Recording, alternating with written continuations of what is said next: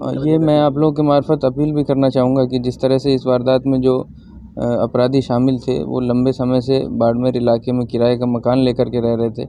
यहाँ तक कि उन्होंने यहाँ कई व्यापार भी शुरू कर रखे थे।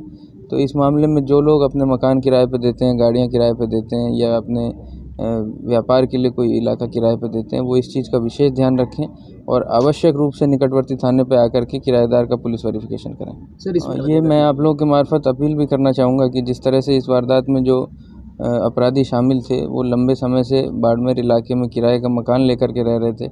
यहाँ तक कि उन्होंने यहाँ कई व्यापार भी शुरू कर रखे थे। तो इस मामले में जो लोग अपने मकान किराए पे देते हैं, गाड़ियाँ किराए पे देते हैं या अपने व्यापार के लिए कोई इलाका किराए पे देते हैं, वो इस चीज़ का विशेष ध्यान रखें और आवश्यक रूप से निकटवर्ती थाने पे आकर के किराएदार का पुलिस वेरिफिकेशन करें। सर यहाँ बाड़मेर में छद्म नाम रख कर के काट रहा था, जिसके द्वारा ये गंभीर वारदात जो है उसकी पूरी प्लानिंग की गई, जो इसका पूरा मास्टरमाइंड था। जो गिरफ्तार शुदा 2 मुलजिम हैं ये होशियारपुर मॉडल टाउन थाने में हत्या के एक और गंभीर प्रकरण में, जिसमें एक युवक की इनके द्वारा हत्या की गई थी, उसमें भी वांछित हैं और पंजाब पुलिस यहाँ से उनको गिरफ्तार करके ले जाएगी। इनसे प्रारंभिक पूछताछ में ये भी सामने आया है कि जिस तरह से जो मृतक है और जो मुख्य आरोपी है वो काफ़ी समय से एक साथ रह रहे थे, उनका अच्छा परिचय था। तो इनकी लेन देन को लेकर के कुछ बहस हुई थी और जिसमें आवेश में आकर के इस वारदात को अंजाम दिया गया।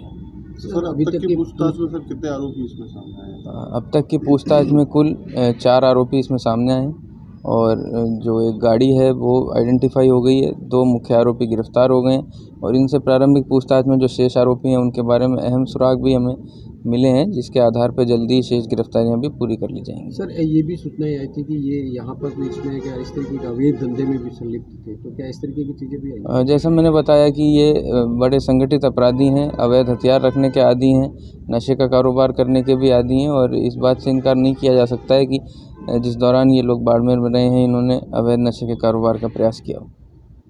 सर बाकी जो मुख्य आरोपी है जिसको आपने बताया चंदू नाम से जो रघु था, उसकी गिरफ्तारी को लेकर भी क्या विशेष? उसके बारे में अहम सुराग इन लोगों से मिले हैं। हालांकि वारदात करने के बाद ये अलग अलग दिशाओं में पकड़े ना जाने की नीयत से फरार हुए थे और अभी जो हमें सफलता मिली है इनको होशियारपुर से गिरफ्तार करने में मिली है। जल्दी बाकी शेष को भी गिरफ्तार कर लिया जाएगा। सर कई ऐसे लोग हैं जो बाहरी राज्य से यहाँ रह रहे हैं, उनके लिए ऐसा क्या? ये मैं आप लोगों के मार्फत अपील भी करना चाहूँगा कि जिस तरह से इस वारदात में जो अपराधी शामिल थे वो लंबे समय से बाड़मेर इलाके में किराए का मकान लेकर के रह रहे थे।